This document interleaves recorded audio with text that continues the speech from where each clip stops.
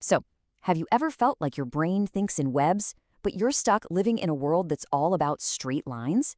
Today, we're jumping right into that disconnect, a challenge that so many people face. Let's get into it. You know this feeling, right? You've got this amazing idea. You can see the final result, that's step 10, so clearly. And you know exactly where you need to start. That's your step 1.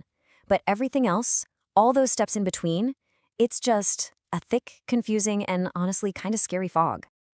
And this right here, this visual, it just lays out the problem perfectly. The world we live in, our schools, our jobs, it's all built on that sequential model on the left. 1, then 2, then 3. But for so many of us, our brain works like the model on the right. We see the start, we see the finish, but the path connecting them is a total tangle. This brings us to what we're calling the foggy middle problem. And it's exactly what it sounds like. It's that deep, fundamental mismatch between a brain that thinks in this beautiful web of interconnected ideas and a world that demands we move forward in a straight, predictable line. So what's actually going on inside that fog?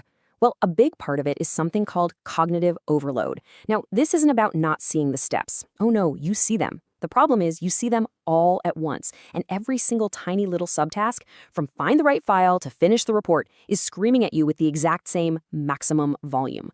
It makes trying to prioritize anything feel completely impossible. And all that cognitive overload, it builds up into something even bigger, a really intense internal barrier.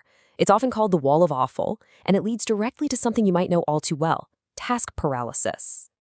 This quote is so incredibly important because it flips the whole script on what inaction looks like. To someone on the outside, it might seem like you're procrastinating, or worse, that you're being lazy. But on the inside, it's an exhausting, full-on battle just trying to find one single thread to pull on in an impossibly tangled knot. So let's break down this internal experience. First, you hit that wall of awful, where a tiny step feels just as massive as the entire project. That leads straight into task paralysis, where your brain literally just freezes, completely unable to start. And what happens next? The shame cycle kicks in, where you start telling yourself you're broken or lazy because you can't do these simple things.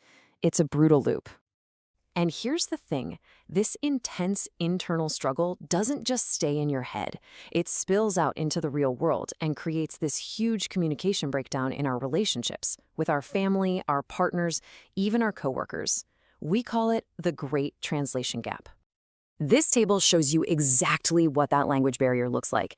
A linear thinker says something simple like, get ready for school, but the web brain hears a massive, chaotic storm of 15 different tasks all at once.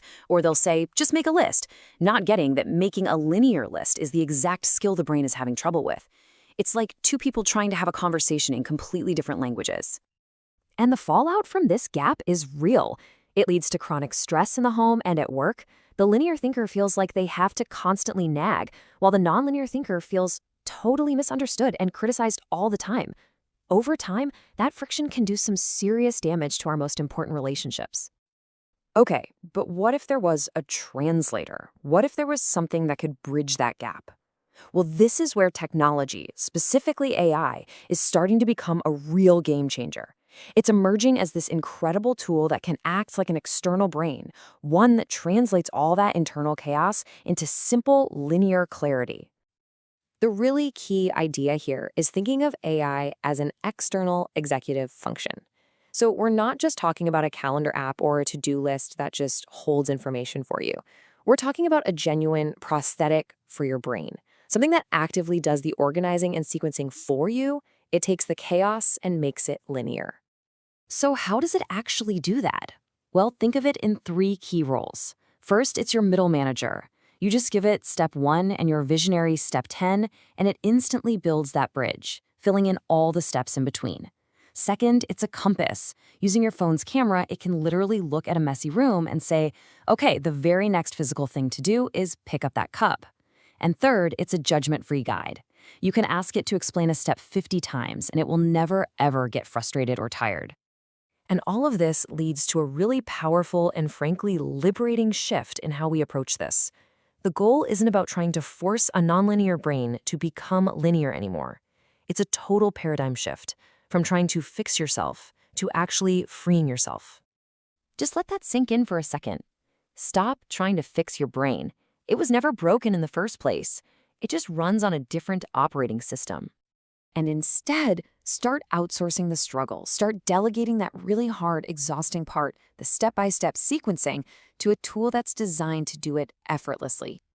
This quote really nails the endgame here.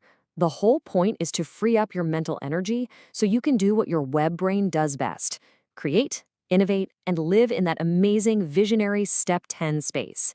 You let the machine handle the boring work of building the bridge to get you there. So I want to leave you with this question.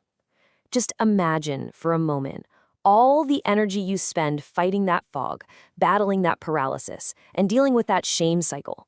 What could you do? What could you build? What could you create if all of that energy was yours again? Because you never had to build that bridge yourself ever again.